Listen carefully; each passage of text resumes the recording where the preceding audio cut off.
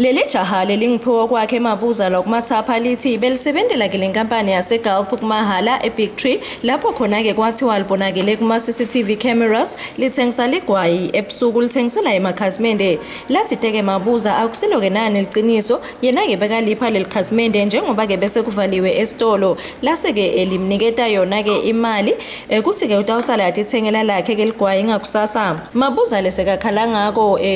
nyalo kuthi usisolomane akabhadalwa imali yakhe ekusebenza ngemgcibelo ngithena ngifika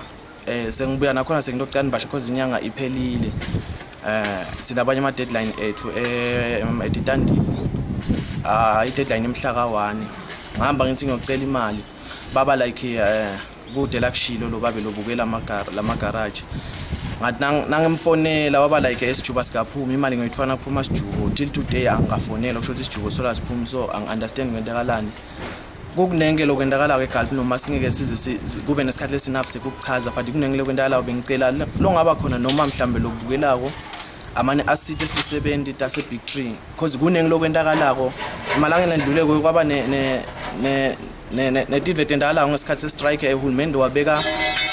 isikhathi sekusebenza wathi sidawungena ekseni nga7 siphume 3:30 kodwa lokho nyalo eGalp sekuyinkinga yethu njenge70 lesikhathi sesiyasibhadala angathi noma bekubuke kanjani ku government noma ngilokusuka ku government lokho lokusisithatha sesiyabhadala ikhathi noma mhlambe yinto vele lento ngumlungu ngenhloso yakhe sikhulumisene ke nebaphathi base Galp labasixhumanise ke nalo lobukelo na ke lelicala lothithe ke sijubo kumele ke siphume ukuthi emathutane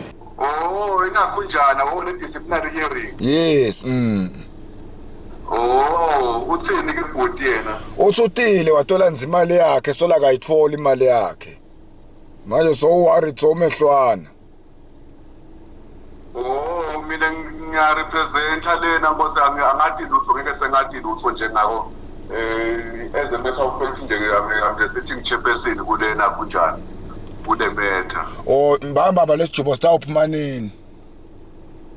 ngicabanga ukuthi namhla kufuna ukuthi ngabe sebasitholile bake bangishayela nje ngayina kunjani ngibafanalize lemana kunjani lama findings Etindzabeni temaswati channel nginohlahla thwala sina Justice Dlamini Mathapha